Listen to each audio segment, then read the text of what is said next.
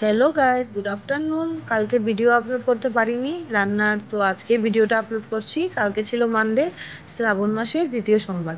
তো তার জন্য আমি আলুর দম রেডি করছিলাম কালকের জন্য। তো আলুগুলো বয়েল করে ফেলেছি প্রেশার কুকারে, একটা সিটি দিয়েছি, বাট একটু বেশি বয়েল হয়ে গেছিলো, তাই আমি খুব সাবধানে রান্নাটা করছিলাম। আলুগুলো একটু তেলে হালকা করে ভেজে তুলে রেখেছি। তারপর তেলের মধ্যে গ্রেভিটা যেটা ছাড়লাম, এটা ছিল কাজু বাদাম, পোস্ত, টমেটো, আদা, কাঁচামরিচ।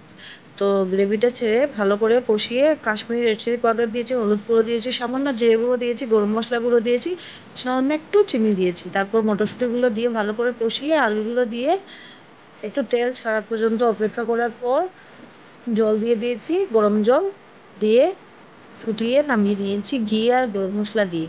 কার কেমন লাগলো আমার নিরামিষ এই ভিডিওটা, মানে রান্নার ভিডিওটা, তো আমাকে একটু প্লিজ কমেন্ট সেকশনে জানাবেন। আর যদি আমার ভিডিওগুলো ভালো লেগে থাকে তাহলে লাইক করবেন, কমেন্ট করবেন এবং পারলে একটু শেয়ার করে দেবেন।